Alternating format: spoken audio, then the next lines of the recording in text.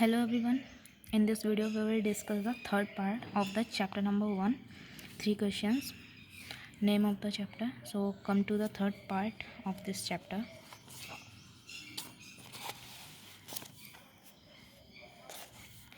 So अब क्या होता है, the king turn round and so a bearded man running towards them.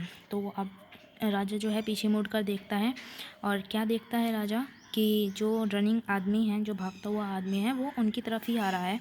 His hands were pressed against his stomach, और जो उसका हाथ है तो उसकी स्टमक यानी कि पेट पे रखा हुआ है, अगेंस्ट यानी कि from which blood was flowing, जहाँ से ब्लड निकला हुआ है। ठीक है, उसको चोट लगी है, इसका मतलब उसके स्टमक पे, और उसने हाथ रखा है ताकि ब्लड ज़्यादा ना बहे। ठीक है, when he reached the king he fainted and fell to the ground. अब जब वो राजा के पास पहुँचा तो वो क्या हुआ, फेंटेड यानी कि बेहोश हो गया, यानी कि अपनी कॉन्शियस जो है उसने अपनी चेतना जो है वो खो दी, यानी कि बेहोश हो गया और फेल टू द ग्राउंड, और ज़मीन पर गिर गया। The king and the hermit removed the man's clothing and found a large one in his stomach। तो राजा ने और हर्मिट ने क्या किया, उसके जो क्लॉथ्स हैं वो रिमूव किए यानी कि निकाले, और क्या फाउंड किया उन्होंने, एक लार्ज वाउंड यानी कि घाव का निशान था बहुत बड़ा उसके स्टमक पे। तो the king washed and covered it with his handkerchief but the blood would not stop flowing. अब राजा ने क्या किया, उसका जो घाव था वो वॉश यानी कि साफ़ किया और उसको कवर किया, किससे, हैंकरचीफ। हैंकरचीफ का मतलब होता है हैंकी। ओके, हाँ, बट लेकिन क्या था, जो ब्लड था उसका फ्लो नहीं रुक रहा था, वो निकले जा रहा था continuously blood. The king redressed the wound until last the bleeding stop, और राजा तब तक उसका ड्रेसअप यानी कि मरहम पट्टी करता रहा जब तक कि उसका खून निकलना, ब्लड निकलना बंद नहीं हो गया।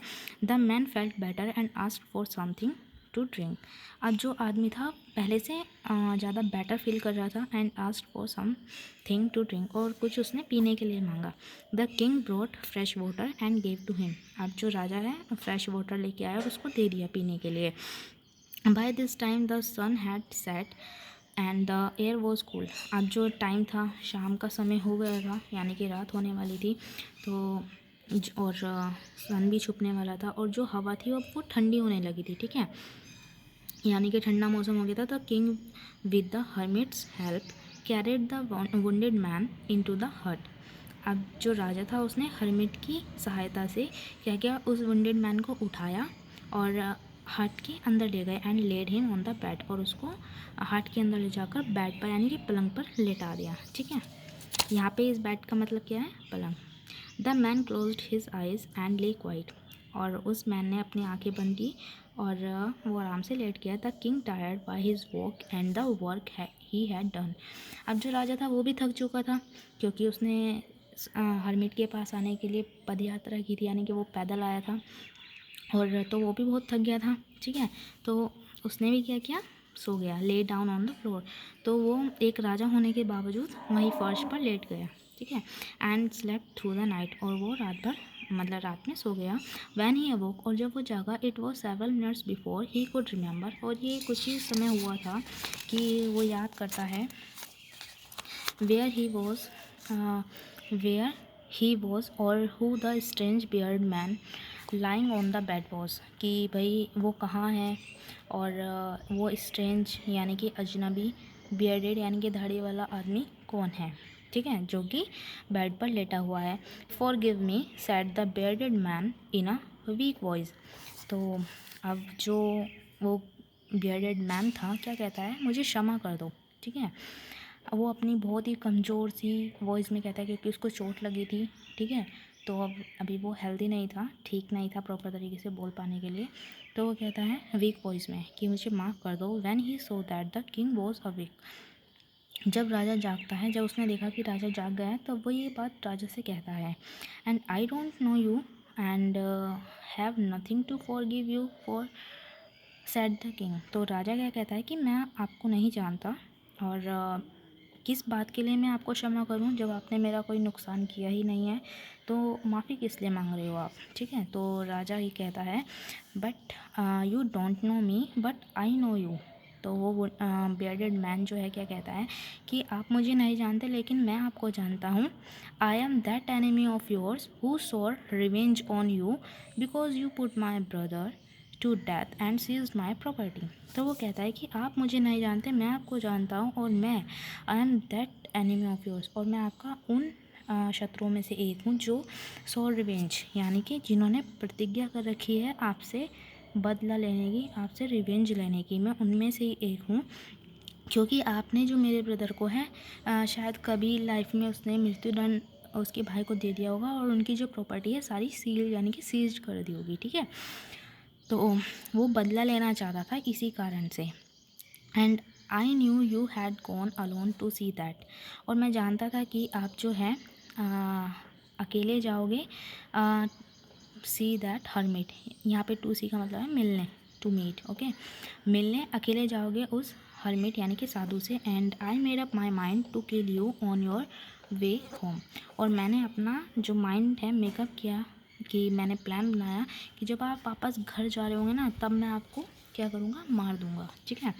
But the day past and you did not return, लेकिन वो समय दिन जो था बीत गया, आप वापस नहीं आए। So I left my hiding place, तो मैंने जो था अपना जहाँ पे मैं छुपा था वो मैंने छोड़ दिया। And I came upon your body guard, और मैं जो था केम अपॉन आपके बॉडीगार्ड के पास, मतलब यानी कि राजा नहीं मिला तो बॉडीगार्ड ही सही। एंड हु रिकॉग्नाइज मी, और जिसने मुझे पहचान लिया। एंड वुंडेड मी, और मुझे जो है अटैक कर दिया मुझ पर, या मुझे घायल कर दिया, चोट पहुंचाई मुझे। आई एस्केप्ड यानी कि बचना from him but I should have died if you had not rest my bounds. तो वो क्या कहता है कि मैं वहाँ से किसी भी तरीके से बच गया, बट मैं मर जाता अगर आप मेरा जो है ड्रेसअप ना करते या मेरे मरहम पट्टी ना करते, ठीक है। I wish to kill you and you have save my life. वो कहता है कि अब मेरी इच्छा तो ये थी कि मैं आपको मार दूँ, लेकिन आपने ही इसके बावजूद आपने मेरी लाइफ बचाई, ठीक है। नाउ इफ़ आई लीव, अब वो कहता है कि अगर अब मैं ज़िंदा बचा, I will serve you as your most faithful servant and will order my son to do the same. तो वो कहता है कि आज से मैं आपका सबसे ज़्यादा फेथफुल यानी कि विश्वास पात्र नौकर यानी कि सर्वेंट बनूंगा, और अपने बच्चों को भी ये ऑर्डर करूंगा यही सेम ड्यूटी फॉलो करने की पूरी ईमानदारी के साथ, ठीक है। और मुझे क्षमा कर दीजिए, वो उससे क्षमा प्रार्थना करता है राजा से। और आगे फिर क्या कहता है, he would the king was very happy to have made peace with his enemy so easily। और राजा भी बहुत खुश था। क्यों खुश था राजा, कि उसने मतलब जो इंसान उसके लिए राजा के लिए मन में बहुत कड़वाहट ले रखी थी, वो मारना चाहता था राजा को, लेकिन अब उसका माइंड जो है एकदम, उसकी सोच थिंकिंग उसकी एकदम चेंज हो गई कि भाई राजा ने मेरी जान बचाई है, ठीक है, और मैं अब राजा के लिए एज आ विश्वास पात्र ही काम करूँगा, सर्विस करूँगा। तो राजा खुश होता है ये देखकर कि हाँ चलो किसी इंसान को मैंने एज अ पीस, उसकी माइंड पीस उसको दी है, ठीक है, मानसिक शांति भी बोल सकते हो आप।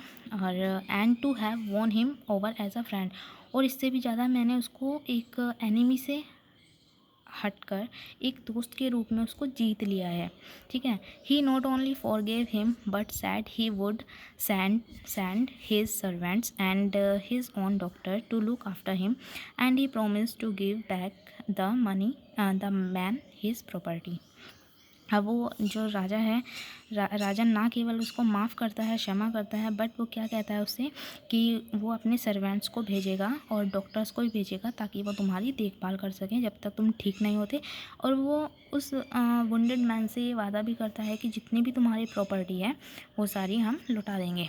शायद वो जो वुंडेड मैन था उसको लगा हुआ कहीं ना कहीं कि राजा ने गलत फैसला दिया है मेरे भाई को मृत्युदंड देकर या मेरी प्रॉपर्टी छीनकर। शायद कहीं कभी पास्ट में ऐसा हुआ हो कि राजा ने जाने अनजाने, क्योंकि राजा कभी गलत फैसला नहीं ले सकता, ठीक है, क्योंकि राजा जो है एज अ किंग, तो शायद कुछ मिसअंडरस्टैंडिंग हुई हो उन दोनों के बीच में, तो जो कि अब सॉर्ट आउट हो चुकी है, ठीक है। and next part of this video of this chapter we will discuss the next video. Okay.